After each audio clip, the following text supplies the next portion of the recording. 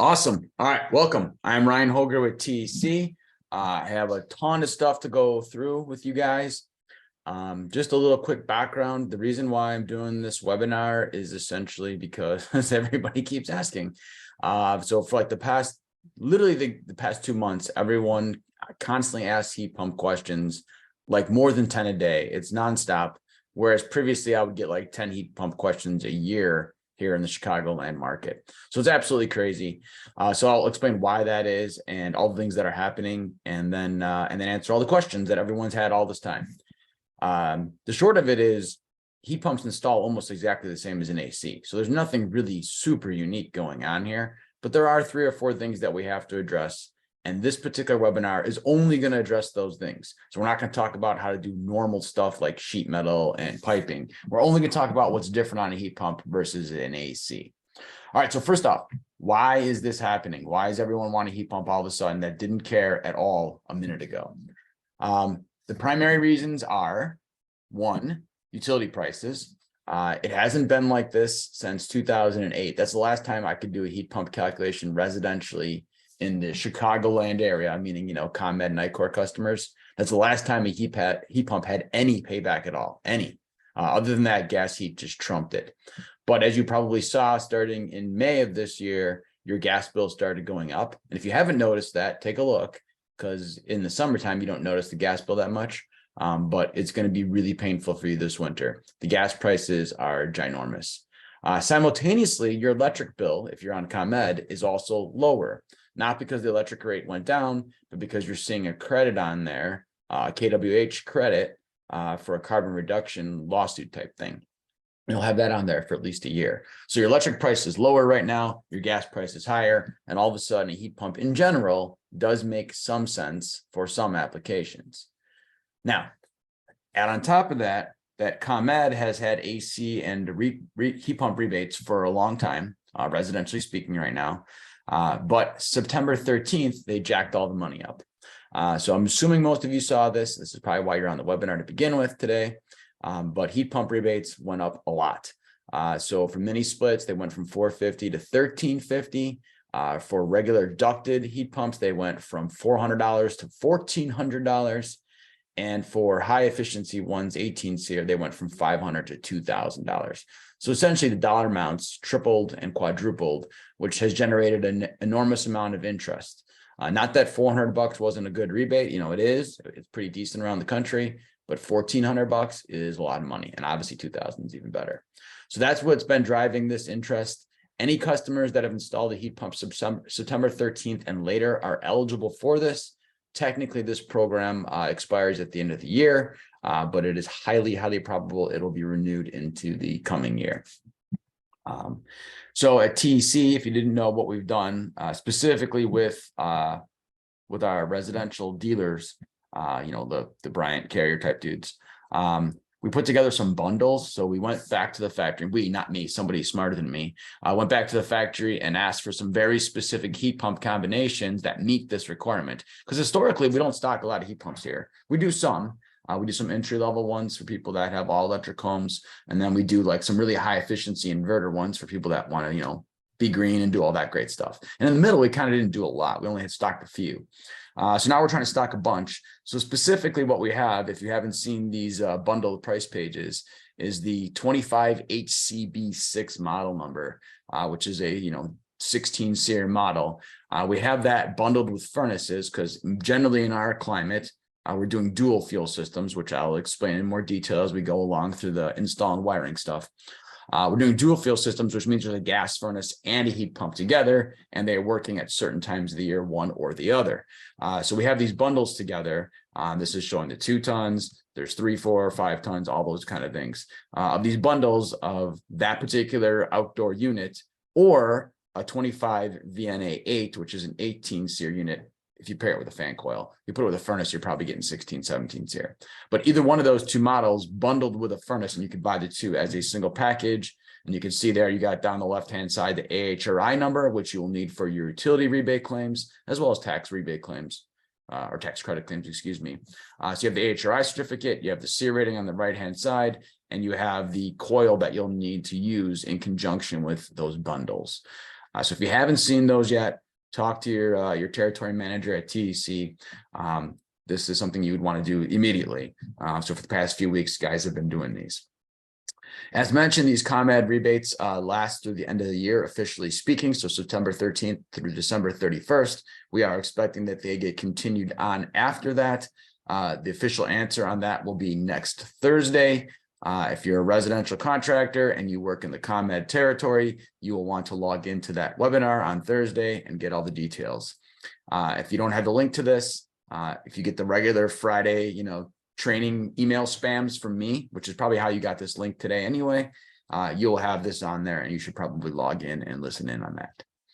On top of the ComEd rebates, there are also tax credits. I'm sure everyone's aware the IRA, Inflation Reduction Act, was put in place in August. There are many pieces to that. A couple of those pieces relate to HVAC, and one of those pieces specifically re-enables the old tax credits that we had for like the past decade on air conditioners, water heaters, furnaces, and heat pumps. We had those for like a decade. They did not continue on into 2022. They had stopped at the end of last year. However, in August, they are reinstated, retroactive back to January 1st. So if you have a customer that has put in a new furnace, AC, water heater, or heat pump since January 1st, and it meets the requirements, they can go ahead and get that tax credit. In regards to heat pumps specifically, that tax credit is $300 for 2022.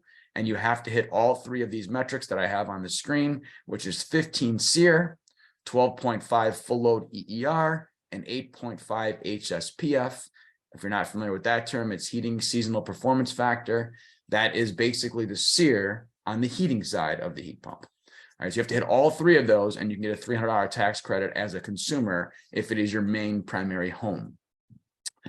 You can also get $150 for a 95% furnace and $50 for an efficient furnace fan. So you could get $500 in total if you have upgraded to a heat pump this year or right now in the next month or two. So you could, if you hit these metrics, you could get the ComEd money plus this $500, and you could double dip on that. And obviously you're getting this back as a homeowner next year when you file your taxes in April.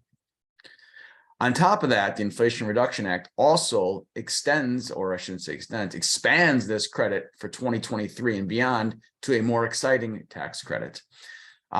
So that credit's 25C. That's the same one as this one, 25C.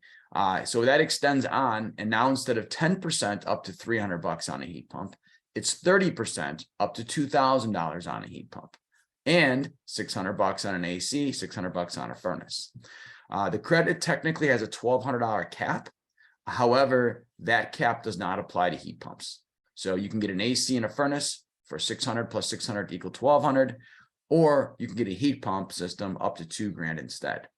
So that's just kind of highlighting that and showing you what that is. It is not clear, and the IRS has not decided if that you can do a heat pump with a gas furnace if you can get $2,000 plus the $600. The language of the IRA does not specifically say one way or the other, so the IRS will have to make a ruling on that. So for right now, you should assume it's $2,000, and if somehow the IRS says, yeah, you can get $2,600 for a dual fuel, then fantastic. So that's a new thing that has happened with the heat pumps. And then the geothermal heat pump credit, even though we're not talking geo today, that was on a sunsetting program. It was being phased down. Basically, they restarted the clock on that. So it's back up to the full 30% in 2023. They can get on a geo system. That's straight out of the IRA. Not that you want to read that. That would be boring. But it lists the things you can specifically get the rebates on, the tax credits on. And this is the reason why I have it highlighted. In order to get the tax credits in 2023, 2022 is established. It's the same rule we've had for over a decade. These are the metrics you got to hit, right? But for 2023, you have to hit the CEE highest efficiency tier, but not the tier that's labeled as advanced. That has been a challenge because the CE has been changing because we have to switch from SEER to SEER 2 for next year. So they had to update everything for CEE. That document finally came out this week. It was kind of just dumb luck, my webinar timing for today, but it just came out the past week. And here are the new tiers. They got rid of for where we are talking in the northern climates, Illinois, Indiana, Missouri, that kind of stuff, Minnesota. we are only having one tier in the north. It's CE tier 1, and there's an advanced tier, but that does not apply to anything with your tax credit money. So you can ignore that. There may be some special things that relate to that someday, but right now it's just this one tier. And in order to get a tax credit for 2023, you need to be 15.2 SEER 2, 10 EER 2, 8.1 HSPF 2, and you have to be 1.75 COP at 5 degrees, which is a relatively newer thing to think about. Normally heat pumps are rated at 47 and 17 degrees, but now there's a movement to rate them at 5 degrees because there are so many models that can do what we call cold climate heating. I don't know why I put that in quotes, like it's a weird thing. If anybody has any questions or anything as we're going, feel free to type them in the box. Right now I don't see any, so I'm going to keep plowing along here, but if something comes up, just ask me. And then if you guys do ductless work, CEE calls that non-ducted, ductless. You would have to hit the CE or tier 2, because that would be the highest efficiency one. So that's the tier you would need for a ductless system next year for a tax credit. So here's ducted on top, ductless is down here on tier 2. Derek asked if this will also apply in Wisconsin. Yes, this is a federal tax credit. So it applies to everyone that files United States taxes and has a primary home. If you don't own a home, then obviously you can't do it. And if you don't file taxes, then obviously you can't do it. But everybody can if they do those two things. The ComEd stuff that I mentioned earlier, that would only be for ComEd customers. If you are in Wisconsin, you have the Focus on Energy program. There are also heat pump rebates on there, as well as Indiana, NIPSCO, AEP, all you guys that are probably on this webinar, you probably have a heat pump rebate in your area. I specifically put the ComEd ones up there earlier because those ones just changed in September. For everybody else, you've had the same rebate all year long and probably years before that as well. So I didn't highlight that stuff because I figured you already knew that, but the ComEd one was the change.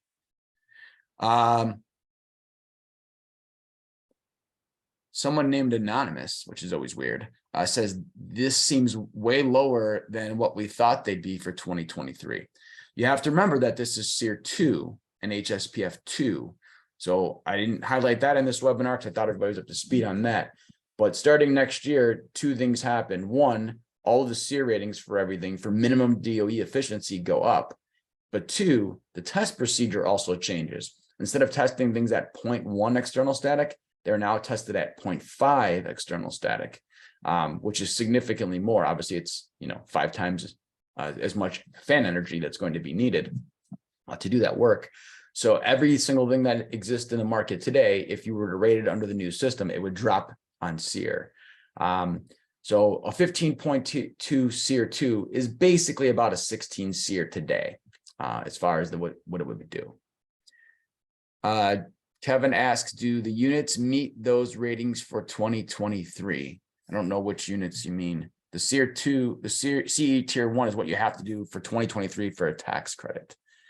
Oh, you're probably asking if these bundled ones do.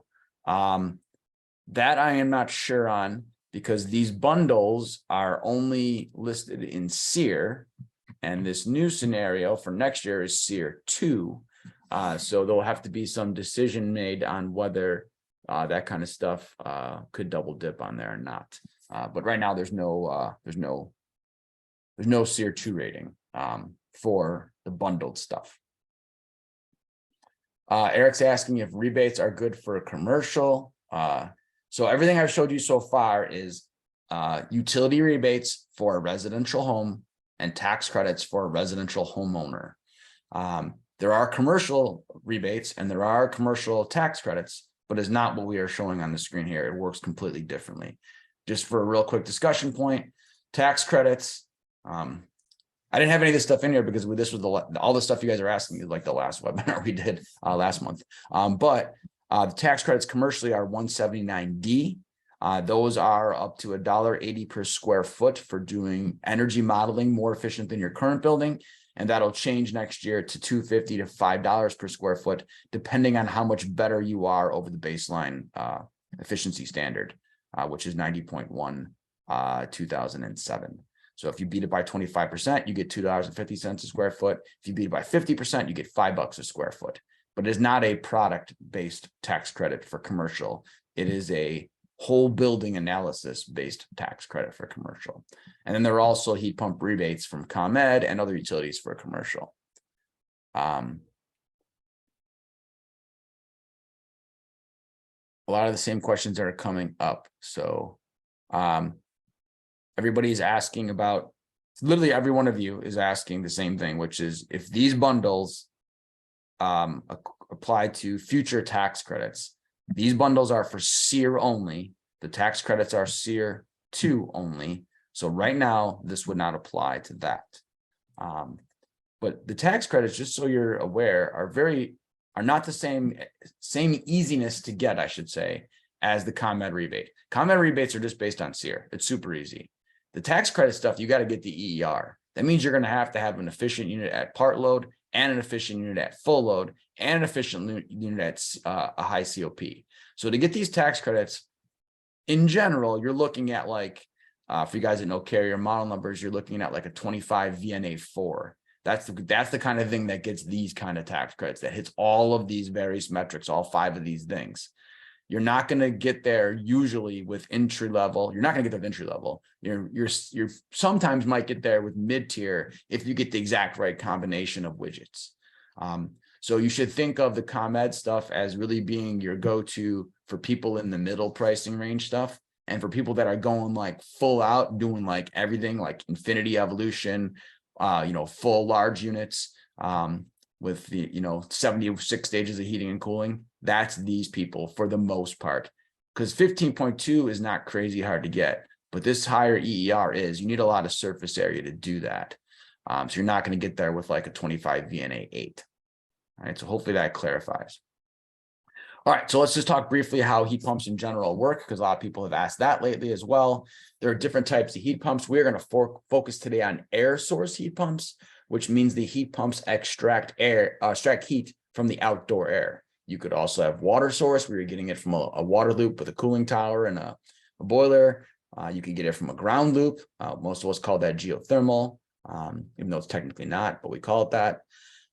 You can also have, instead of heat pumps that are producing warm air, you can have ones that produce warm water. You can have hydronic heat pumps. But for today, we're going to focus on air source heat pumps. And specifically, we're going to mostly focus on split systems. But know that there are other types. You can get rooftops that are heat pumps. You can have a split system with a dual fuel furnace. We'll talk about that today. You can obviously have mini splits. PTACs, which then become PTHP units, which is a horrible acronym because we can't pronounce it. So there are other types. So the way your heat pump would work, it's your air conditioner. It's just doing something a little bit different. In order to understand a heat pump, you have to know what your air conditioner is doing. Your air conditioner has 2 coils, one outside and one inside. And the job of the indoor coil, which we normally call the evaporator, is to extract heat from your home, pipe it to the outdoors, and reject heat outside. The reason it can do that is because we change the pressure of the refrigerant, which, because this is a closed system, raises the temperature and makes the temperature of the refrigerant warmer than the outdoor air, and it can then reject the heat outside. And then when it comes back inside through the TXV, we're dropping the temperature and the pressure, and we can absorb more heat. Imagine if you took the evaporator coil off of your furnace and you set it in your yard, and then you took your condensing unit out of your yard and you set it in your living room. Those dudes would not know that their job changed, and they would keep doing what they do. The evaporator coil would absorb heat, the condenser coil would reject heat, and it would keep working that way. And you would be grabbing heat from your yard and dumping it into your living room. That's what a heat pump does, except we don't physically move the units. We just have a reversing valve in there that temporarily changes where the piping goes. So the hot gas coming off of the compressor, instead of going to the coil that's outside, it reroutes to the coil that's inside and makes that your condenser coil. Your indoor coil literally becomes your condenser coil when you are in the heating mode. And that is how we're able to move heat from outside to inside. We normally do this in the summertime all the time. We move heat from your warm indoor home or your cool indoor home, 70 degrees, to your hot 90-degree yard. Now we're gonna do the same kind of thing. We're gonna move heat from your cold yard into your warm home. There is always heat available outside until you get down to negative 460 degrees, and then we all die, so it doesn't matter. But the colder it gets, the less heat there is, and the harder and harder it becomes for your heat pump to extract that heat. But physically, the major difference in components in a heat pump is that reversing valve. Yeah, there's like a little oh geez, my brain's going mush right now. A liquid receiver to kind of buffer some of that extra refrigerant. But in general, you have one extra moving part. An AC is identical to an air conditioner or to a heat pump, except for an AC doesn't have that reversing valve. That's all we're adding on there is a reversing valve. The reason why this tends to be attractive, and heat pumps are very popular in the vast majority of the country. It's just in the north that they've not been super popular because we haven't until recent decade had ones that did a good job in the winter. They only worked kind of really well in the spring and fall. Your furnaces, the worst one you could buy is 80%, the best is 98%. That means even if you buy the best furnace that is manufactured, 2% of your energy gets wasted out the flue, right? That's what that means. Boilers residentially go from 84 to 96. So at least 4% of that is going up the flue and being wasted. Electric heat, if you didn't know, is 100% efficient, at least once electricity gets to your building. How the electricity gets there from the power company, that's a separate problem. But once you buy it, it's 100%. All of the electricity you buy from your power company gets turned into usable heat. So electric heat is always and always will be more efficient than gas-fired heat. However, if gas is significantly cheaper than electric, then you're going to use gas, which is why we use so many furnaces in our market and not so much electric resistance heat, because electric is historically more expensive than gas. Gas has been pretty cheap. An air source heat pump, however, works a little bit different. So the furnace and boiler are burning a fuel to make heat. The electric resistance heat is converting a fuel into heat, but an air source heat pump or any heat pump doesn't do that. Those guys move the heat from outside to inside. You do not make heat with a heat pump. You move it from outdoors to indoors. So you only have to pay for the transportation cost, not to pay to produce the heat. So the efficiency can and will be above 100%. So we're showing on here 210 to 380% efficient. That depends on the model number of heat pump that you have and how cold it is outside at that moment. You're on a sliding range of that there. And if you do happen to do geothermal or water source heat pumps, you can be even a little bit more efficient than you can with an air source. All right, so things that have pushed back on heat pumps, and if you guys have been around for a while, you'll probably recognize this slide and some of the ones after it, because I've been using them for 12 years. That's how long we've been doing heat pump classes. We're getting all these requests for heat pump classes. I'm like, we've always done heat pump classes. What are you guys talking about? It's just that people haven't gone in a while, I guess. So people will talk about how expensive it is to install. It is not any more expensive than installing an AC. The cost is literally identical from a labor standpoint, with the exception of possibly having to do something different on the wiring. Not always, but sometimes. We'll talk about wiring in a minute. But other than that, your thermostat wiring, there's nothing else extra that it costs to do on a heat pump. So that's bullshit. Harder to service, there's one extra component. There's a reversing valve. I shouldn't say that. There's also a defrost board on lower end heat pumps that don't have communicating controls. So two extra components that you might have to service: a defrost board, that's basically just the thermostat looking at the outdoor temp and deciding when to go into defrost mode, which I'll explain defrost mode in a minute. And then there's the reversing valve. It's not that much harder. Is it harder? Sure. Is it that much harder? No. Not reliable. I don't know where that comes from at all. We've been using heat pumps for decades and decades and decades. It's something like 42% of all residential split systems are heat pumps. And they have the exact same longevity as an AC. It's not that they fail earlier. They definitely don't. There's no data that supports anything that even close to saying that. So I don't know where that comes from. Blowing cold air, that's legit. As it gets colder outside, you're making less heat. And people that are used to having, 110-degree air coming out of their furnace, all of a sudden are getting 85 or 90 on a cold day coming out. Yeah, you could heat your house with 90-degree supply air, but it feels kind of cool on your body. So that is a legit complaint. That is solvable. We'll explain that. Not being designed for northern climates, that was true till like 20 years ago. And then we started having heat pumps that did a decent job here. And at least at our office since 2011, we've had some heat pumps, 25 VNA 0 being the first one. That was an absolute rock star in the winter cold climates. And we use heat pumps in Minnesota, Michigan, Wisconsin. So using them in Illinois is not a big deal. And then the payback thing, right? That depending on when, like now there's a payback. There wasn't a year ago. Now there is. So it kind of changes. The cold blow issue, that is solved very easily by pretty much all of our variable speed inverter-based heat pumps. Those units can be quote unquote oversped to produce a higher temperature output. and control the indoor airflow to lower the indoor blower speed to raise the temperature. So we can keep that temperature that's discharging out of your diffuser higher with an inverter-based unit like a Bryan Evolution or a Carrier Infinity type unit or an IN unit. So that can be kept up. At some point, you've sped it up as much as it can go, and then it will start having a discharge air temperature drop off. But if you're doing dual fuel, meaning gas furnace with a heat pump, which is very common what we're talking about in this region, then somewhere over here, you're shutting off the heat pump anyway. So you don't care if it operates like that because you're not going to use it in that range. You're going to use it over here. So you'd be fine. But standard heat pumps, they typically do have that drop off. As far as using them in cold climates, the other thing you have to think about, especially if you're thinking of dual fuel, is that we don't really have that many cold days. I know it feels like we do, but if you look at, so I'll use Chicago because that's where like 83% of the people on this call are from today.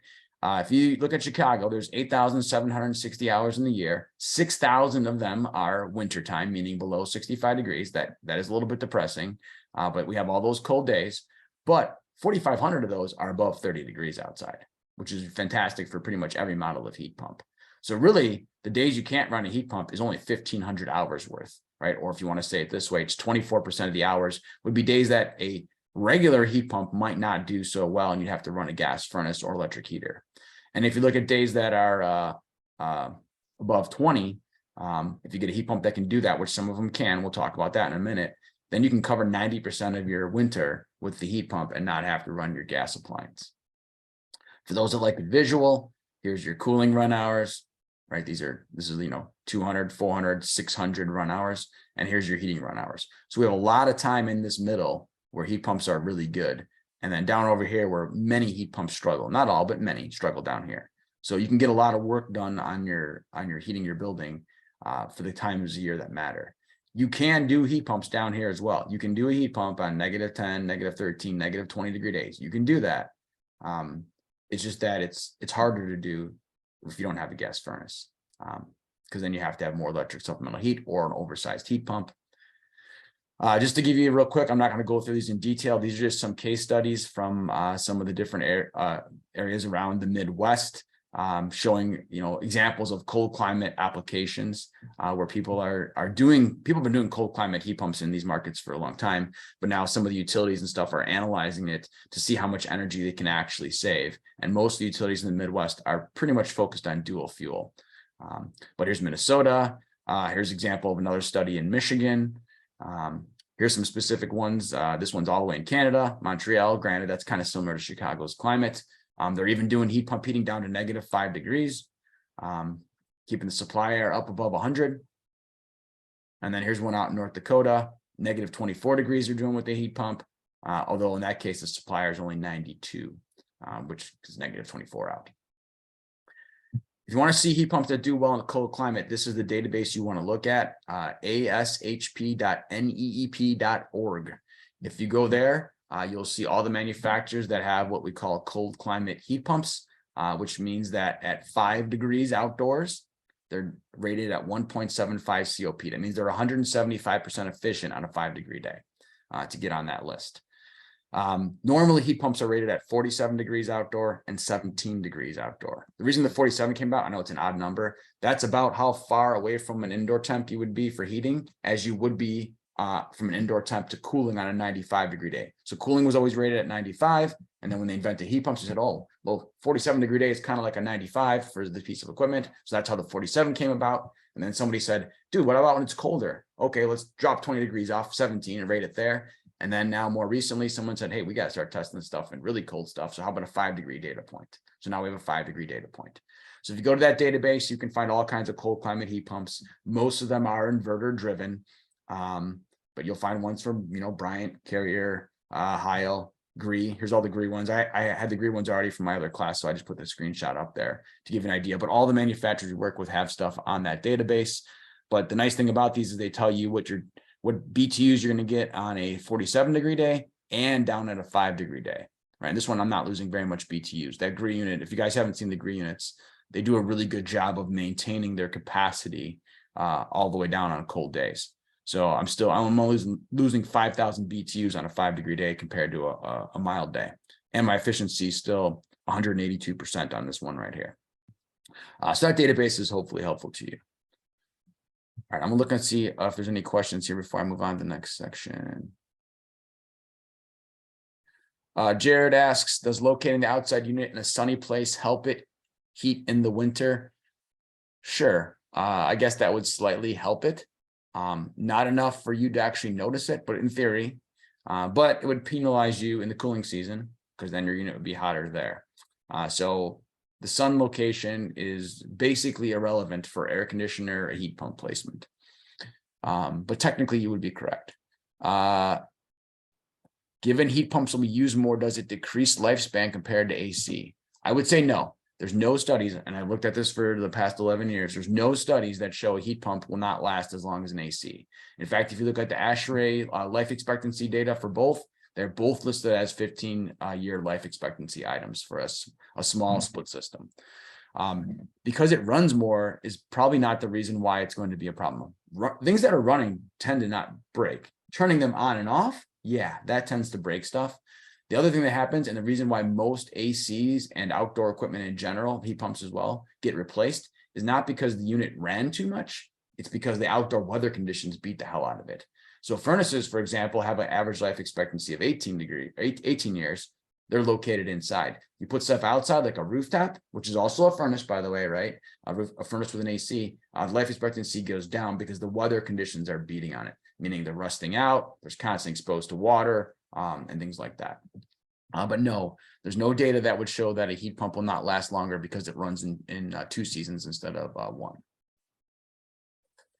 1. Question from Anonymous. How do you size the heat pump for the cooling load?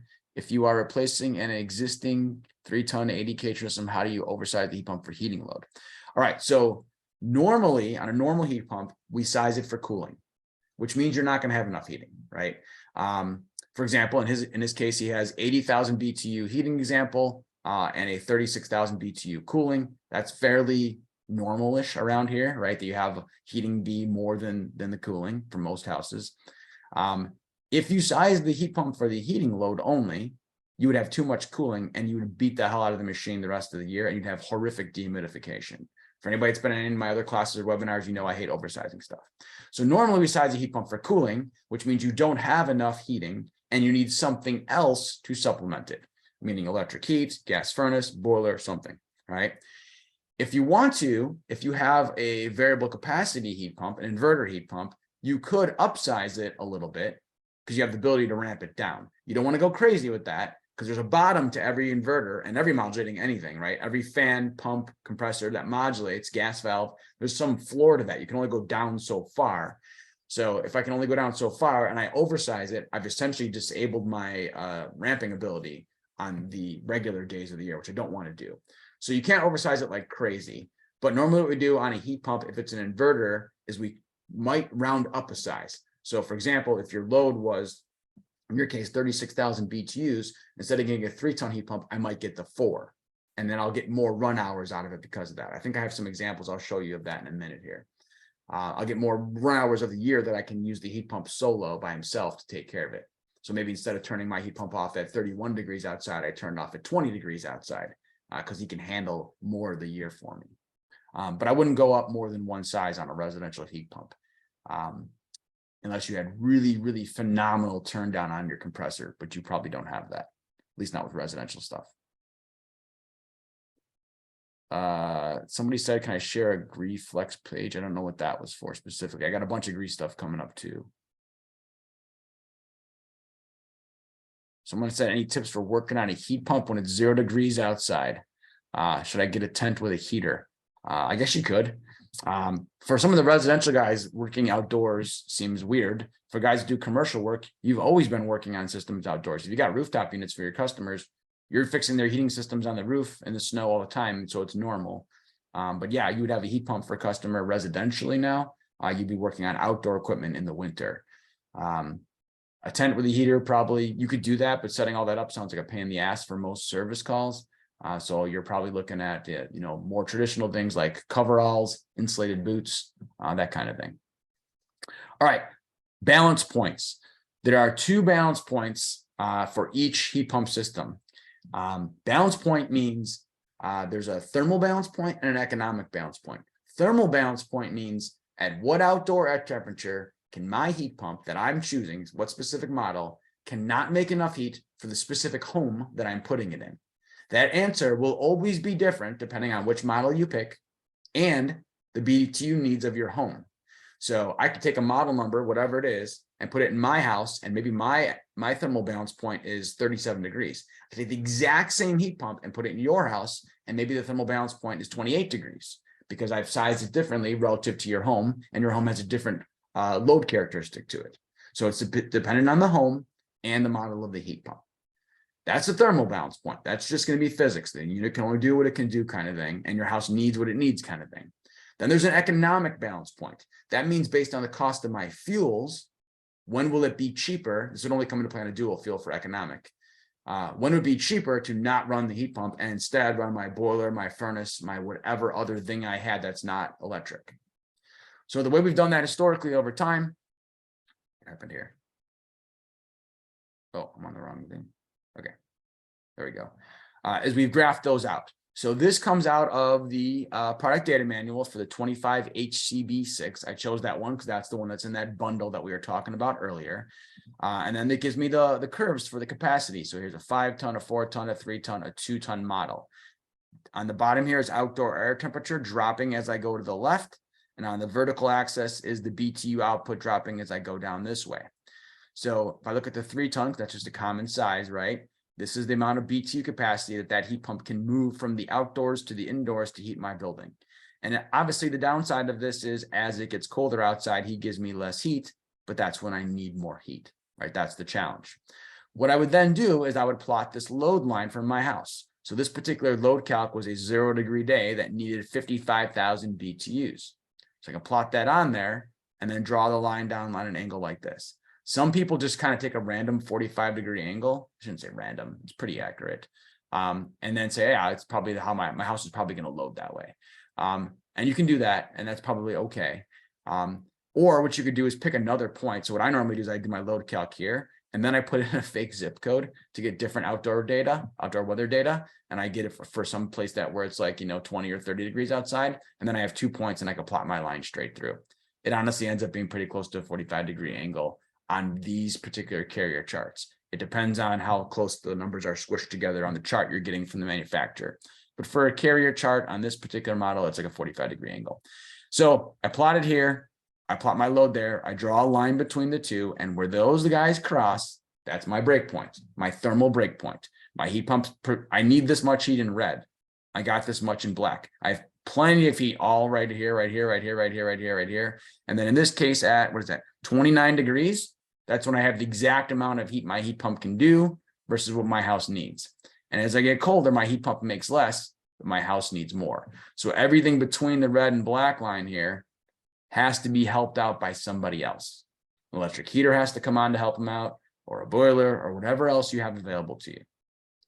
If you have a dual fuel system and you have a gas furnace, this is the point at which you would shut off the heat pump and you would turn on the gas furnace to take care of this range over here. So this would be gas furnace days.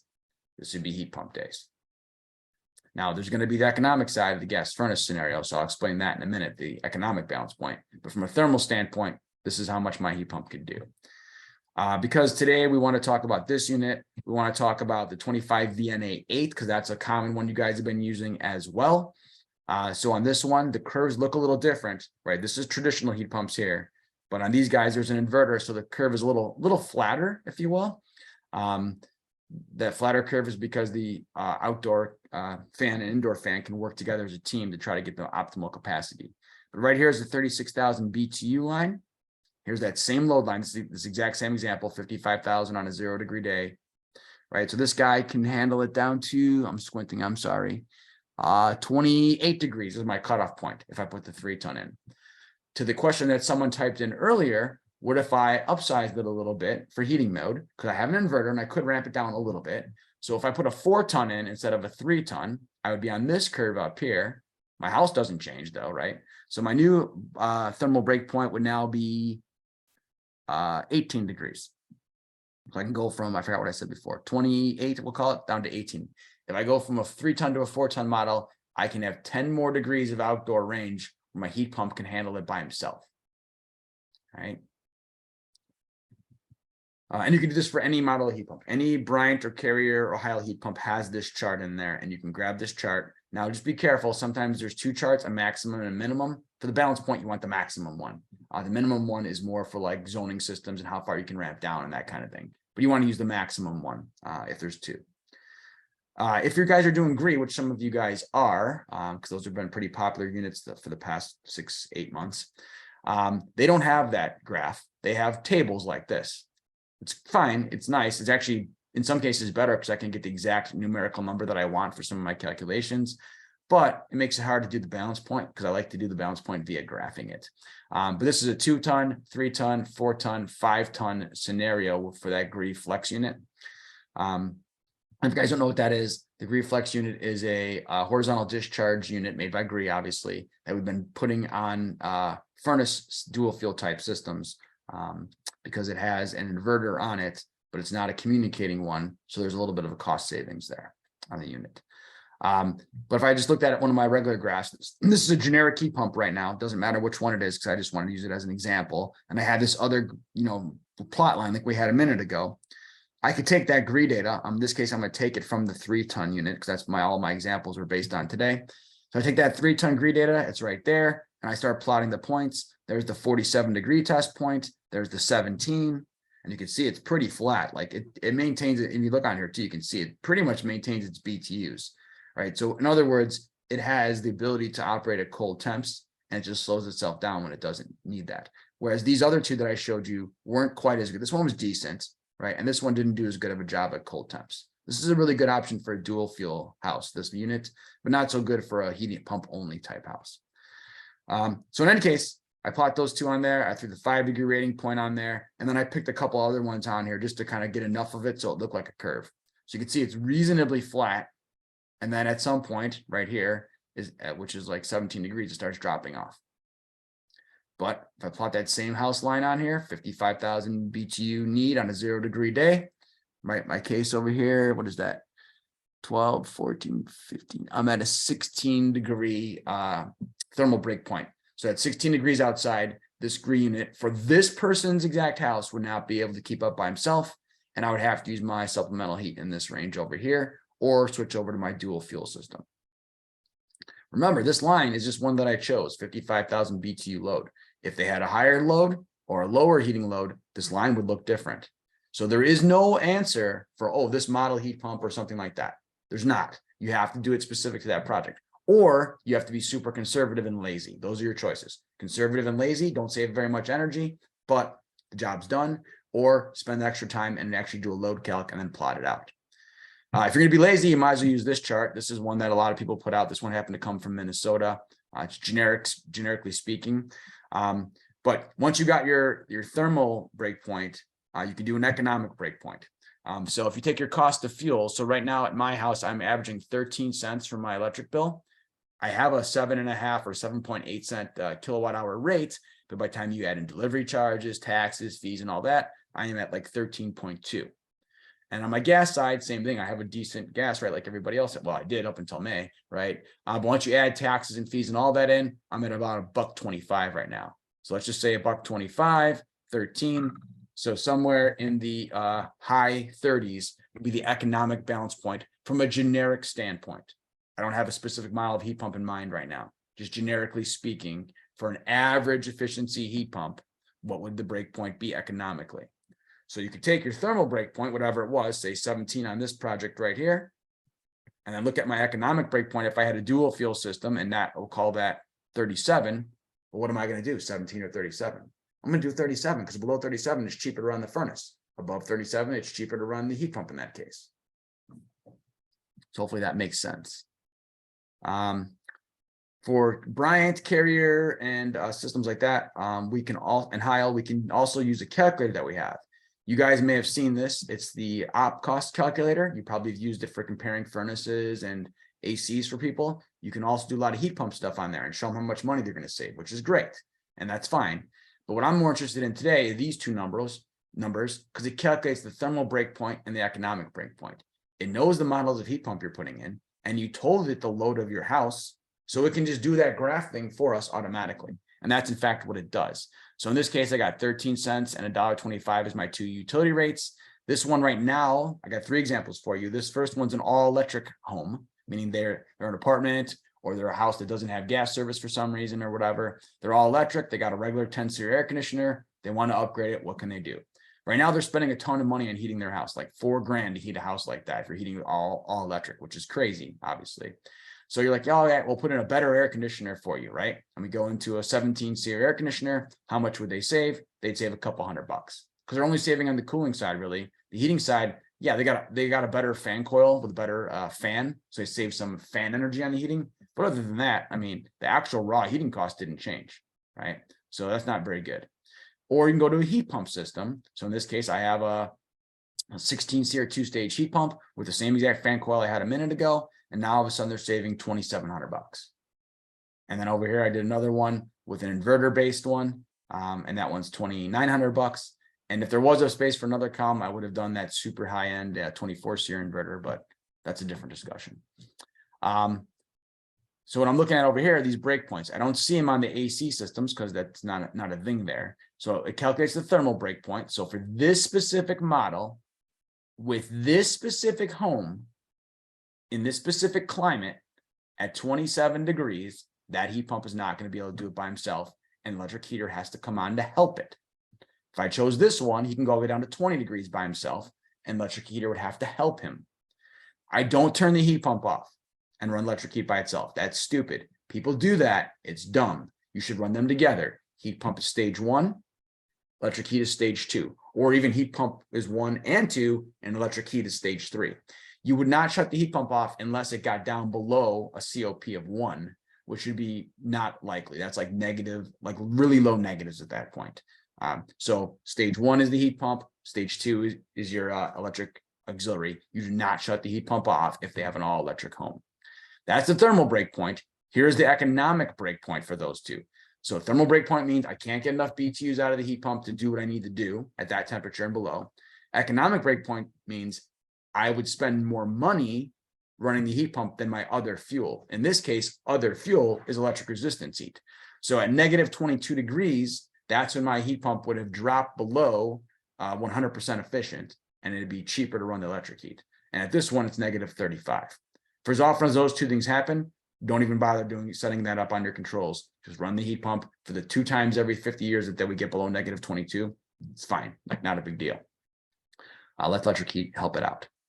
If you have propane, which I realize is not everybody, but it's many people, propane is pretty expensive compared to natural gas. It's not as expensive as heating with electric, but it's pretty expensive, right? So I put propane in here. I used $1.99 a gallon because one of the contractors out here in Aurora by me said that's what he's paying at his house. So I just use that. Other than that, I don't know much about propane. But in this case, they have a propane furnace with a 10-series air conditioner, 80%er. They're spending $3,400 to heat and cool their house per year. We're going to upgrade them to a 17-series 96%, a really nice mid-tier type, system, 2 stages of each, heating and cooling, and they're going to save $700, which is super nice. Everyone would like that. Or I could also offer them a heat pump. In this case, it's a 2-stage 16-series heat pump with the same 2-stage 96% efficient furnace, and they would save $1,400, literally twice as much. If someone is on propane, it is if they're on electric, it is an absolute no-brainer to get a heat pump. Like, you should always have been doing that for the past 25 years, right? Or longer, but that's how long I've been here. If you have propane, it's also pretty much a no-brainer. You should definitely do that. The cost of the heat pump incremental cost, I'm gonna save $700 extra a year. Even if the heat pump cost me an extra $2,000, it's not gonna, but if it did, it would still pay back in a couple years, right? It'd be a good deal. And then in this case, we went to the inverter driven one and I'm saving even more, $1,800. On here, I checked this box on this one as an example for you. It goes along with somebody's question earlier on sizing. If I check this box, it rounds me up a size. So instead of a 3-ton like it did on these, it gave me the 4-ton model by checking that box, which means I'll get a little bit lower thermal breakpoint, and it means I might get a little bit better energy savings out of the deal. I can't check the box on 2-stage units because that's stupid to upsize it on a 2-stage unit because you'll murder yourself dehumidification wise in the cooling season. But on an inverter, you could do it. So that's why the checkbox is there on the inverter. In this case, the thermal breakpoint is 28 degrees on this model, right? even though this is the same model I used over here, it was 27.7, now I'm 27.9. There's a couple tenths difference because there's different amount of airflow going through the unit, right? But this guy, the 18 SEER inverter, he was 20 degrees as his thermal break point. Now I'm at 13, primarily because I upsized them. I put a bigger unit in, right? More surface area, more BTU capture. I can do a little bit better job. In this case, at thermal break point means when can I not make enough BTUs by myself? An economic break point means when is it cheaper to run my other fuel? In this case, my other fuel is the propane furnace. -8 degrees here, -15 there. I'm hardly ever going to run the propane furnace based on the economics. But when I get down to 28, or in this case, 13, I don't have enough BTUs. So I got to do it. So on a dual fuel system, you will set your changeover point for whichever changeover between heat pump and furnace for whichever of these two is the higher number. Remember, on an all electric system, you don't have a changeover point. You just keep running it. And then you just add another stage on, which is electric. You don't turn the heat pump off. On a dual fuel, you shut the heat pump off, you turn the gas furnace on, and you do it at whichever of these two numbers is higher, right? So in this case, with 28 and -8, I probably would just put it at 30 and call it a day. And over here with 13 and 15, I would put it at 15 and call it a day. All right. I usually just go up a degree or two from whatever it says on here, just out of conservativeness. Lastly, if I have natural gas, even though the price of that has gone up, it's still not as expensive as propane in terms of BTU content per volume. But the same exact kind of example here, 10 SEER with an 80% furnace. Let's put them in a 17 SEER. How much money would they save with that? And a 96%er, they'd save $500. That's great. Everyone would love that. Or put them in a heat pump and they would save $600. Not that much extra, not that big of a deal, right? Or put them in this rounded up unit, 4-ton unit, inverter driven, and they'd save $700. 500 versus 700, that's not that big of a difference. So from an economic standpoint, even though the gas prices are high and electric is kind of medium, and you do save more energy with the heat pump, it's not that sexy. It's nice, but it's not that sexy, and it hasn't been driving you to buy heat pumps. However, if ComEd's going to throw $1,400 on top of it, that pretty much pays for the difference of the cost between an AC and a heat pump. Why wouldn't you just do the heat pump then? Even if you barely run it, still get the free money from ComEd, run it when it makes sense, don't run it when it doesn't make sense. Look at your breakpoints. So in this case, my breakpoints are very similar as they were on the propane, right? 27.9 and 13.5 thermally. Economically, though, they're much higher, meaning at 22 degrees, it's cheaper to run the furnace in this case. At 24 degrees, it's cheaper to run the furnace in this case, right? So I set it for the higher of the two. So once again, I'd set this for 28 or round it up to 30. I'd set this for 13.5 or maybe round it up to 15. But in this case, economically, it's different, right? I picked this example because it's different. So the thermal will decide it here, cut it off at 28. The economic will decide it here, cut it off at 24. Does that make sense? Hopefully it does. I'll look at a couple quick questions before we do a little bit more here. I'm realizing I got you know what, I'm gonna have to get back on all the questions because there's so much more to cover. So let me just power through here. So sorry about that. I'll answer the questions at the end. I'll stay online and go through the questions with anybody who wants to stay online. And I'll go back to the slide that the question applies to. There's probably electrification movement pushing electricity-based things onto us, electric cars and all that kind of stuff. Heat pumps, specifically heating heat pumps for heating your home, don't have the same burdens that other things do, like cars or water heaters, because those are year-round loads. Heat pumps are only adding load in the wintertime.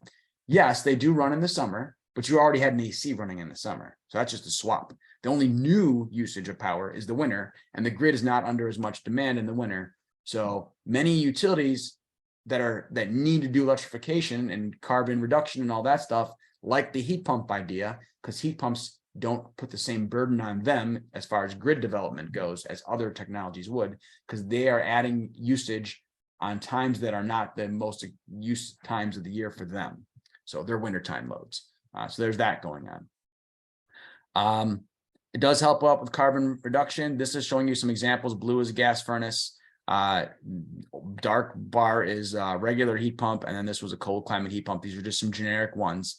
But you can see, like, on milder times of year, if you can run the heat pump instead of a gas furnace, we can have a little bit of a carbon savings on there, right?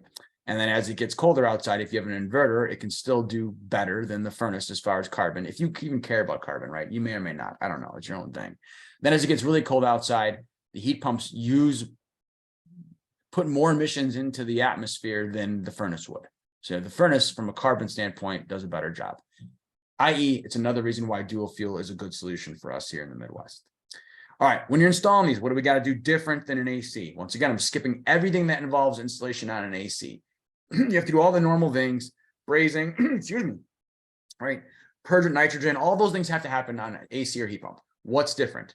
What's different is, one, I need to elevate the unit.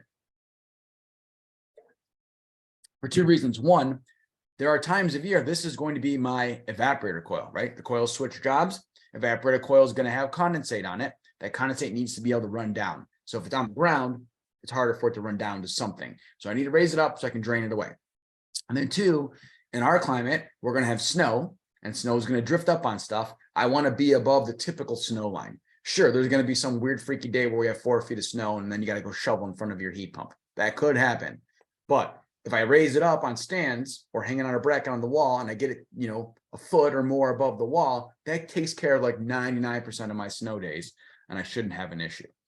If someone has an area of their house that always has snow drifting on it because of the way the wind swirls or whatever, it's probably not the best place to put the heat pump anyway, if they know that they have that space. But in general, you raise it a foot or more off the ground, you're usually in pretty good shape. So you can do the wall brackets, you can do stands. We use some of these stands on the Gree ones because the Gree unit's tall and skinny. It bolts down to the stand. For regular units like the 25 series carrier ones we were talking about, we have these little risers. There's the 6-inch one. I don't know if that's quite enough. I mean, it's enough for drainage, but maybe not quite enough for snow. So the 12-inch one is probably the way to go. So this from us or from someone else similar would work. Obviously buy stuff from us, obviously. But this is what you need to do to get that thing up off the ground. So that's one thing that's different on installing a heat pump. The other thing, and probably the most challenging thing for technicians, is the thermostat wiring. There are some slight differences there. It is not hard to do this, but it's different. So people have to just be aware what they got to do, right? I'm going to do it from the perspective of some of these common stats that we use. But honestly, it's all the same. It really is. A heat pump stat, pretty much, other than maybe the way they labeled the designation on the terminal, it's the same thing. There's nothing special going on here. This is not new. This is like 50-year-old stuff, right? And then I'll also tell you what we got to do on the communicating stats. So heat pump wiring in general, it looks a lot like AC wiring. This is from an Ecobee, but it would apply to any discussion you want. So I have R, right? And I have common for my stat. I got G for fan. And then I have Y, not for cooling, but for compressor, right? And then I have OB, which is a reversing valve. The reason I have that is Y is both heating and cooling. If you have a call for heat, energize Y. If you have a call for cooling, energize for Y. That's how every heat pump stat works. And that's how every heat pump, for the most part, is expecting things to work. So I energize Y for both heating and cooling. Then the O or the B has to tell the heat pump, do I want the Y for cooling reasons or do I want it for heating? And it's O/B, because O traditionally stood for orange and B for blue. Because some heat pumps are one way and some are the other. For example, a Carrier or Bryant heat pump defaults to heating mode. If you just energize Y, you get heat. If you want cooling, you also have to energize the reversing valve. Manufacturers that evolved in the northern climates typically did it that way. Manufacturers that involved in southern climates, like Florida heat pump, for example, I always use that one because it's obvious where they're from. They're from Florida. They evolved the other way. The Gree unit that we use is the opposite of Carrier and Bryant. It is a default to cooling type unit. You energize Y, you get cooling. If you want heat on Gree, you would energize Y and the OB output. And then whatever you have for other, and you could have a stage 2 on there, right? Y2 would be stage 2, just like it would be on any other compressor system. And then your heating system, whether it's electric resistance or whether it's a gas-fired furnace, would be your W or W2, depending on your thermostat layout. But for Ecobee, it'd be W1, going to my furnace. If you have a Ventstar T3900, which is another common dual fuel stat that we would use, on that guy, when you set it up, they don't do the diagram on theirs. They do the little chart, just a preference thing that they have. And they're giving you different examples here, but I'll take a one that's a kind of a normal one. So this is what you would do for the 25 HCB 6 unit that we've been talking about. So with a two-stage gas furnace. So two-stage cooling, and in this case, we'll call it three. Actually, we'll do this one. Two-stage cooling, four-stage heat. That's what that would be. If you get a 59 TP6 or 59 TN6 in that bundle, and you put it with that 25 series heat pump, you have two-stage heating, two-stage cooling, but you really have four stages of heating because you get two from the heat pump and two from the furnace. That gives you four. So R and C, that's pretty straightforward. Y1 and Y2 go to the compressor, straightforward. G is for fan. I got the reversing valve, right? Then in this case of this brand of stat, W2 goes to my third stage of heat. That'd be my electric heater. And then if I had another one, a second stage electric heat, that would be W3 on that stat. Just a different way of doing it. There are dip switches on that stat.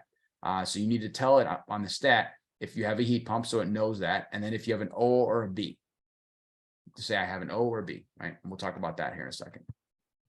If you have a dual fuel system, then you also need to leave the top one on gas. So you need to tell it heat pump versus standard gas electric unit. If it is a heat pump, you got to do, it's almost like these are upside down. Start with the bottom, heat pump or traditional gas electric. If you do have a heat pump, do you have an O or a B? And then do you have gas or electric as your other source of heat, right? So for dual fuel, the dip switches would be like that.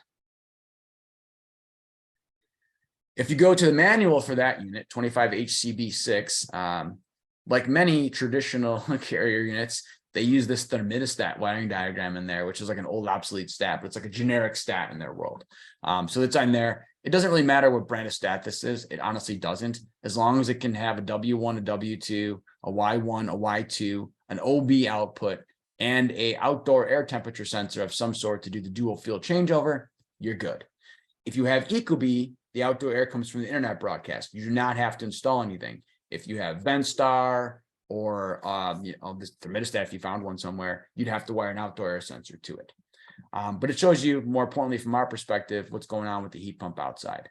So from the thermostat to the furnace, I got my normal stuff, Y1, Y2, common, R, G, and then my heat pump, W, the Y1s extend outside. What you're going to notice on heat pumps is that you have more wires than you have on an AC. An AC, it's usually two wires, Y and C, or if you have a two-stage AC, it's three wires, Y1, Y2, and C. On a heat pump, I got more stuff. I got Y1 and Y2 and C, but I also have the reversing valve that has to go out there. So now I'm up to four wires. So at least four wires for a two-stage heat pump. And then, because the heat pump has a defrost mode, I also need a W and an R to go out there.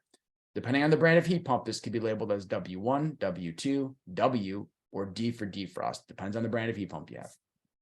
In this case, it's W2.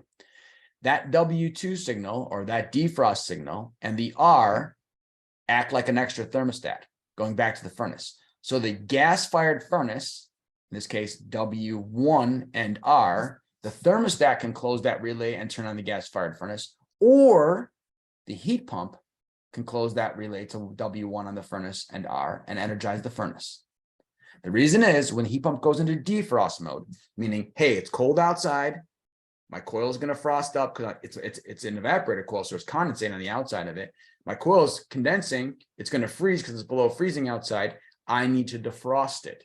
The way it defrosts a heat pump, it goes back into cooling mode. It goes into regular cooling mode, and it makes that outdoor coil a condenser coil again. It makes the evaporator coil the cooling coil inside.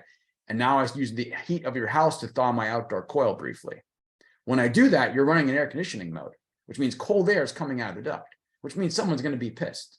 So we turn on the electric heater, or in this example, the gas-fired furnace, during the defrost cycle to temper that air back up for them during that defrost time period.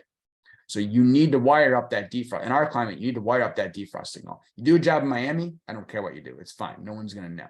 Right? But here on here, you need to have that. So you need 1, 2, 3, 4, 5, 6 wires going outside for a two-stage heat pump with defrost control in the Midwest.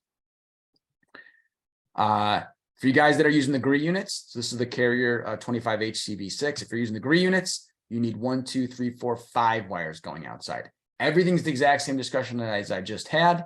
The difference is they don't label it W2, they label it W1. And on some older versions of the GRE Flex, they labeled it D for defrost. But you only need 5 instead of 6 because you don't need a stage 2 wire. On this unit, you would need a stage 2, stage 1 and stage 2. On the GREE, you don't. It's not a stage unit. It's a ramped inverter, but it ramps on its own pressure sensor, not based on a thermostat signal. So you only need a call for cooling or a call for heat. And you don't need a second stage call. So you have one less wire on there on that one. For all of these kinds of heat pumps, if you don't have enough wires, and you often won't in our climate because you have a 2-wire setup because you had an AC customer, right? There are these kits from Fastat that you can get. They make 2 different kits that relate to heat pumps. One is the 9000. What that guy does is it has a little box that installs by your furnace or fan coil, another little box that installs in the outdoor unit, and it has 2 wires that go from inside to outside, which is what you already own, so that's good. Basically, that box takes all your thermostat signals in, converts them into a communication signal, sends that out on the 2 wires to the other box, who takes that communication signal and says, okay, what do you want now? Oh, you want a reversing valve and 1 stage of cooling? Okay, I got what you want. All right. He's got all the relays. So as far as the heat pump's concerned, this box is the thermostat. But really that thermostat, if you will, is a communicating signal from the other box. If you don't have enough wires in this wall from the thermostat to the furnace, then you can use a Fastat 7000. Believe it or not, the 7000 does more than the 9000. I don't know who made the model numbers for them, but it does more. You can see instead of 2 things in the box, you get 3 things in the box. And what that does is it has this little sender box that you put behind the thermostat, and it allows you to send all of these wires over 4. So you get 1, 2, 3, 4, 5, 6, 7 wires from your thermostat can get shoved into the 4 existing wires of the wall. And then the rest of it works the same way as the 9000 did on the outdoor side. So that's a way to get that done if you need to. Let me see. I'm 7 minutes over. I'm gonna have to get through here. I'm gonna keep going, man. If you want to, you can use some heat pumps for AC only. I don't know why you would at this point, why you wouldn't wire it up for a heat pump, but this question has come up so many times. So some of you must be doing this. If you have the GREE unit, you don't need to do anything special. Because remember, it defaults to cooling and you have to reverse it to heating. So in the GREE unit, you could do it with 2 wires going outside. Just ignore all the heating wires. Don't send any heating wires. Don't set up the thermostat for a heat pump. Just pretend you don't have a heat pump and you just wire everything like normal and it would be fine. You can do that. And some people have been doing that because that GREE flex unit is at like a really great price point. So I can see why they're using it. They're using it as a inverter driven AC. That's what the customer wanted. But if you want to do the heat pump, then you might as well wire the heat pump. But sometimes it's come up. There'd be no reason to do this on the Carrier 25H CB6. If they don't on a heat pump, then just don't buy a heat pump. Just buy the AC. Like there's an AC version of every heat pump, right? So just buy the AC version. But on the GREE, we just have this heat pump version. If you have a communicating system, so 25 VNA 8, or if you have the 25 VNA 4, like the Ultra Cadillac 24-series unit, you would have communicating wall controls. Those are 4 wires from the wall control over to the indoor unit. And then it's 2 wires from the indoor unit to the outdoor unit. You do not need the 3rd and 4th wire. If you happen to have an extra wire there, go ahead and wire the C up. It has been shown to help out with some of the communication errors, but you don't necessarily have to have it. So that one, if you're upgrading to an Evolution Infinity Ion system from an AC to a heat pump, the wiring is identical. It's super easy. And it's super easy going from an existing system because you only need 4 wires inside and 2 wires outside. So straightforward. All right, setting these up. If you chose to use the Ecobee stat, I'm only going to tell you the stuff on the heat pump related things. I'm assuming you know how to set up Ecobee otherwise. When you detect the OB wire on there, it'll ask you heat pump questions. One of the questions, it'll be air to air or geothermal. That's self-explanatory. And then do you want to energize the reversing valve on a cool call or on a heat call? So for a GREE unit that defaults to cooling, I would pick on heat. You need to energize the reversing valve on a heat call. For a Bryant or Carrier unit, which defaults to heat, I would need to energize the reversing valve relay on a cool call. So Carrier and Bryant, you pick the top one on cool. On GREE, you pick the bottom one on heat. Allow the heat pump and auxiliary heat to run simultaneously. If you have an electric resistance auxiliary source of heat, you would leave this as enable. You want them to run together, like I said before. If you have a gas-fired backup source, auxiliary heating source, you would want to disable the heat pump when you run the gas furnace. So enable for all electric systems, disable if it's a gas furnace coupled to the heat pump. Configure the compressor minimum outdoor temperature. So in other words, what temperature outside am I going to turn this heat pump off? In general, for all electric systems you saw, you're not. You're just going to leave it go. So all electric, you'll leave this on disable and let it ride, baby. Let it go. If you had a dual fuel system, like I'm showing here on the right, then you would look at these guys and you would pick the higher of these two numbers. And that would go on this screen right here. So in this case, 28.7, I would scroll. I think these go by fives. I would scroll over and put it at 30. All right, at 30 degrees and below, I'm not running the heat pump. I'm going to switch over to my gas furnace. So disable is what you want for an all electric system. The number from these boxes, the higher of the two, is what you want for a gas furnace system with a heat pump. This is a confusing one on Ecobee. There used to be numbers here, but under auxiliary electric heat, only electric, dual fuel, this wouldn't apply. Auxiliary electric heat, how far at a set point do you want the space to get before you turn on the electric heat as an additional stage? You could also, or as a third stage, if you have a two-stage heat pump like the 25HCB6, when do you want the third stage, i.e. electric heat, to come on? And if you click on these, it'll tell you what it is numerically, but it's 0.5, 1, 1.52, 2.5 degrees. So if I put it on super, that means if it's 2 degrees out of set point, help me out. So if my set point was 70 degrees for heating, and I'm running my heat pump, trying to maintain 70, my two stages of heat pump, if it gets down to 68, I'm going to basically declare to myself the heat pump can't handle it by himself anymore. Go ahead and put on some electric heat and help me out. Aux heat max outdoor temperature. So when do you want the auxiliary heater on the upswing to be shut off? So this is basically, it's very similar to that compressor, right? This compressor one means when can my heat pump not keep up anymore? And in the middle between those two numbers, I think I need both. So this number here is going to end up being higher than what I locked my unit out at. So if I lock my heat pump out at, say, 30 and below, over here, I might have this at 40. And between 30 and 40, it could use both, right? Electric heat and the heat pump, for example. But once again, you're going to be deriving those numbers based on these calculations here. So when I'm above on this one, when I'm above 33 degrees, I shouldn't need auxiliary heat. I'm probably going to set it for 40. And between 33 and 40, it could use it if it wants to. Maybe I'm coming on a setback, right? Maybe I let my house, I was on vacation and it got cold in there, right? Those kind of things. This one, I would 19.3, I'd probably set it for something in the low 20s. 10.8, I'd probably set it at 15. On the vent start stat, if you're setting that one up, we talked about wiring. I talked about the dip switches that you have to do. And then somewhere around here, there's a dual fuel note. When using a dual fuel system, set the switch for gas. I think I already mentioned that earlier. So this is kind of duplicate. So nothing special needs to happen there. On the dip switch, we already talked about that. And then I have the same kind of things I had on Ecobee over here. Lock out the heat pump at what outdoor air temperature, lock out the auxiliary heat at what outdoor air temperature. Right. And then do I have a dual fuel? And then I want to run it simultaneously. So it doesn't matter what brand of stat you have. It navigates different, but it's the same questions. When do you want to shut the heat pump off? When do you want to lock out your other heating source? Do you want to run them both at the same time? Yes or no? Those are the questions you always get over and over again. If you have infinity evolution ion, you're getting the same questions. If you have a dual fuel system, electric or gas, right? Same thing. I'm going to take these numbers from this chart. I'm going to put them into my thermostat screen. So in this case, at -15, my heat pump would be less efficient than running my electric heat. So at -15, I'm going to lock out the heat pump and just go all electric. If I have enough all electric, that's another thing on how you size the electric.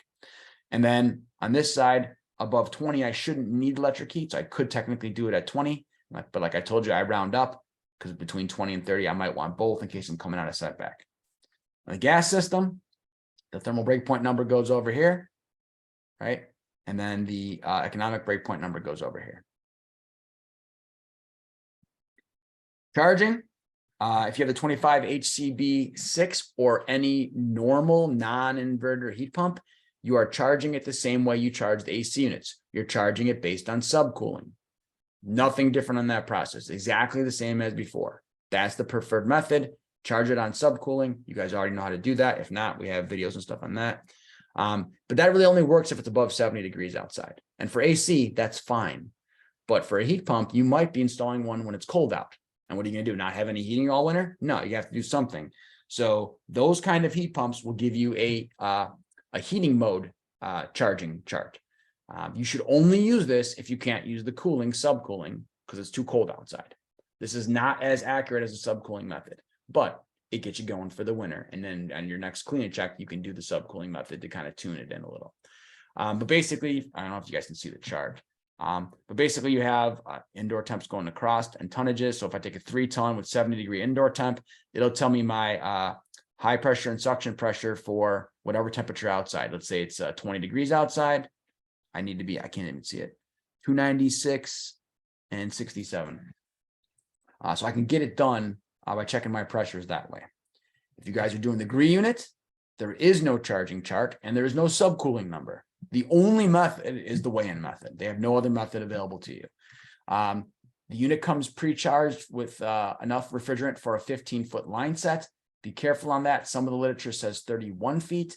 That's because if you happen to have bought a GRE fan coil, which you probably didn't do, that unit, their fan coils ship with a charge in them also for 6 feet of length, and you add the two together. But if you're putting this on a furnace system, like your, a Bryant or Carrier furnace, then 25 feet is what you got in the outdoor unit to work with. And then for every additional foot, you add 0.32 ounces. If you go to a larger line set, there's an adjustment for that as well. If you're not using 3/8, 3/4. 3/8, 3/4 is the preferred, but if you're reusing something they already have, then you got to make it work. That's done by charge only or by weigh-in only. If you have an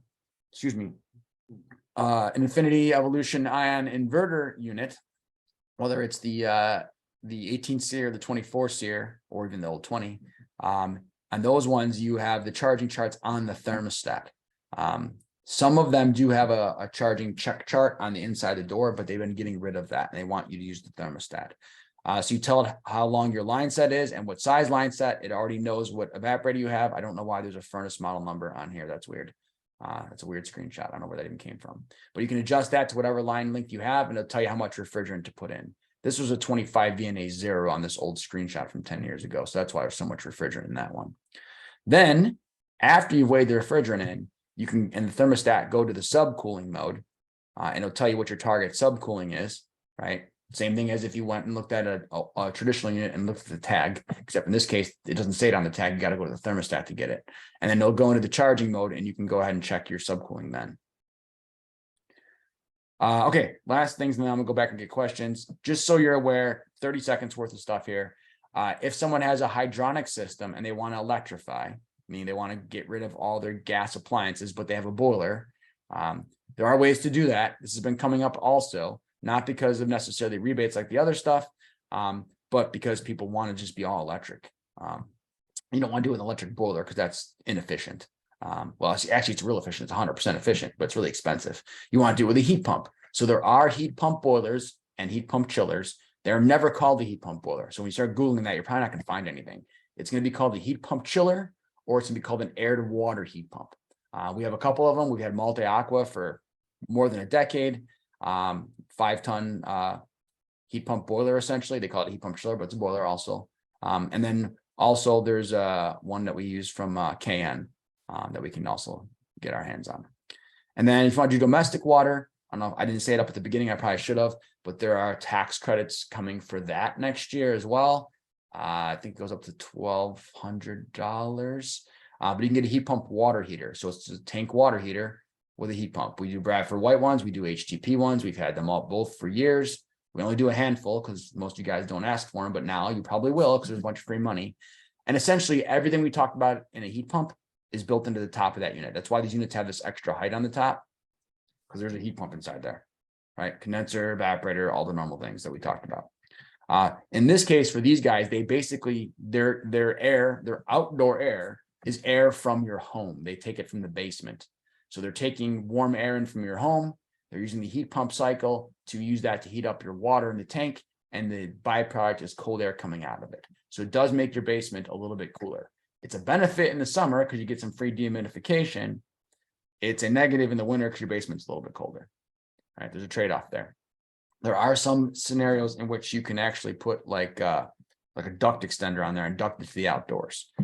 Most of these also have electric heater in there, so you can have quick recovery when needed. So it's kind of, they call that hybrid. So for on a heating system, hybrid means you have a gas furnace with a heat pump. On domestic water system, the word hybrid means you have an electric coil with a heat pump. I don't know, just kind of the way those things evolve.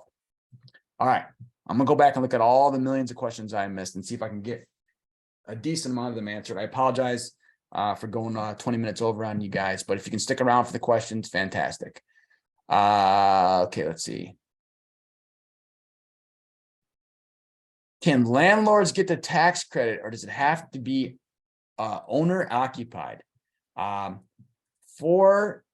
Okay. So for the tax credits, damn it, hang on. Okay, hang on. Let me do this. I need to put that where you can see it and take that where you can't see it. Okay, for the tax credits, if you saw, to get the tax credit, it needs to be primary residence. So if you are a landlord, you are not eligible because you don't live there. Hence, it's not your primary residence, right? So primary residence only. With that being said, if you're a landlord of a multifamily property, there are commercial tax credits you might be eligible for in that regard. But you'll not be eligible for a tax credit in this case. And that's the way it's always been, that's not a new thing. That's been that way on all the 25C tax credits forever. Okay, David says, with Infinity, do you enter the gas and electric cost, and Infinity Stat will auto select to run the heat pump and gas or electric heat, etc.? Excellent question, David. No, it doesn't do that. There is a place to enter your gas and electric costs, but it has nothing to do with the heat pump. All it does is it does that little energy tracking thing where it tells you how much you spent on your different heating and cooling functions. It does not determine anything for you at all. It has to be done manually with the op cost calculator like I had showed you. That's a feature that we all wished was in there. It just does not exist. How would you change, this is Pedro, how would you change from a heat pump to indoor furnace operation automatically? Does this require a special thermostat? So that was probably asked before we went through that part of it. You would use a dual fuel thermostat. All Ecobee stats are dual fuel. All Infinity Evolution Ion stats are dual fuel. If you get a Ventstar or Honeywell, you'd have to get one that's a dual fuel model number in order for it to be able to do that. But it'll happen automatically. You get a dual fuel stat. You have to have an outdoor air temperature sensor somewhere, and then you have to go ahead and give it the outdoor air changeover points like we talked about. When using electric backup heat, does the heat pump shut off and switch to electric, or they work simultaneously? That was probably asked before we talked about it also. They operate simultaneously. You could make it shut off. You don't want to. Make sure you let them operate simultaneously, or this heat pump will cost you, or this electric heater actually would cost you a ton of money to run. Most of the people that are like on the Ecobee chat groups online, the homeowners complaining about their heat pump bills, when I started interrogating them, I realized that they're shutting their heat pump off, like flat out shutting it off at like 30 degrees and running all electric below 30. And it's super expensive to do that. Let the heat pump run. Never shut off the heat pump on an all electric system. Nick asks, where can I find this chart? I don't know which chart you're talking about. If it's one of the thermal breakpoint charts, it's in the piece of literature from Carrier or Bryant called product data. Lewis says, if a contractor wants to always calculate breakpoints on the cost calc page versus graphing it out, would that be okay? Yes, that's actually preferred. I would prefer they do it that way.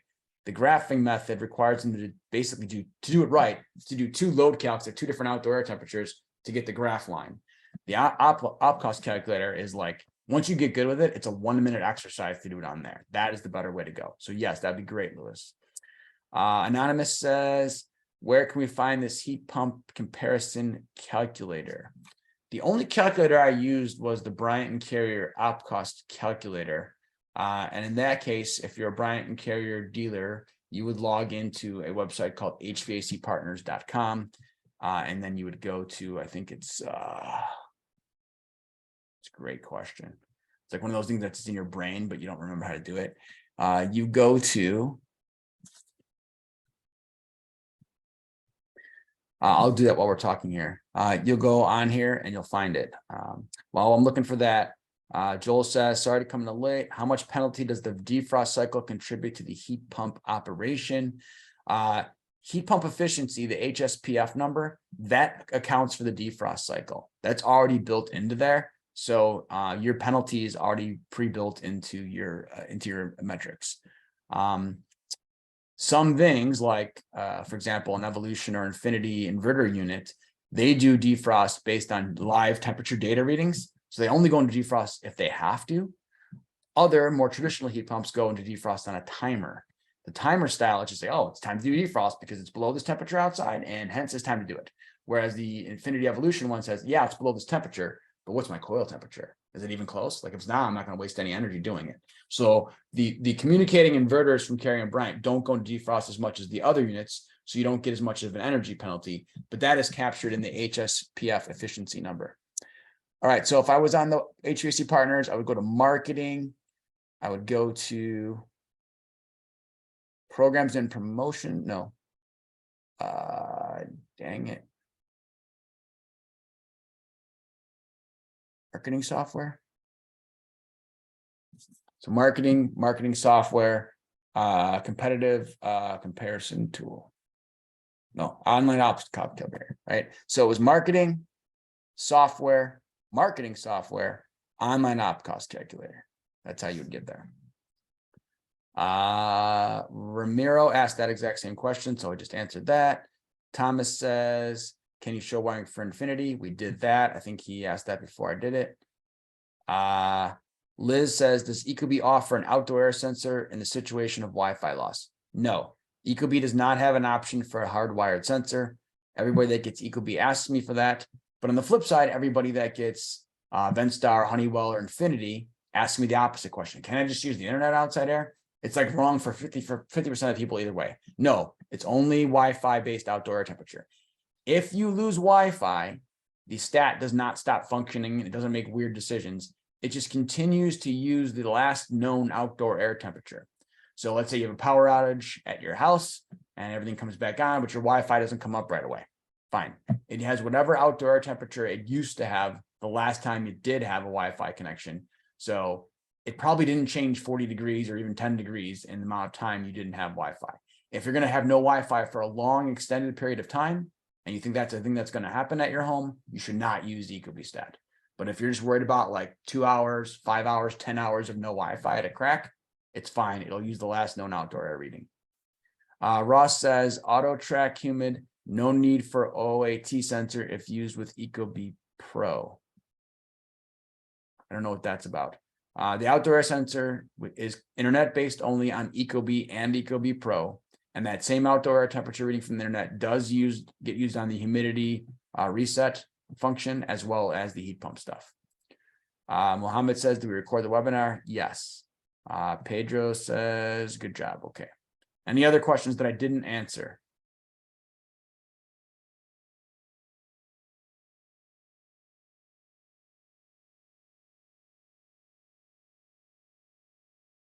Feel like that's everything. I don't see any that weren't answered. Okay. Well, with that being said, I'm going to go ahead and stop the recording. And this will be posted up on our YouTube channel tomorrow if somebody needs to watch it in your office or whatnot. Or you can just fast forward to the part that you needed that I talked too fast on, which seems to happen a lot. I got an hour and a half stuff done, but I should have been an hour today. And I talked as fast as I could. So sorry about that. Thank you guys for your time, and I appreciate it.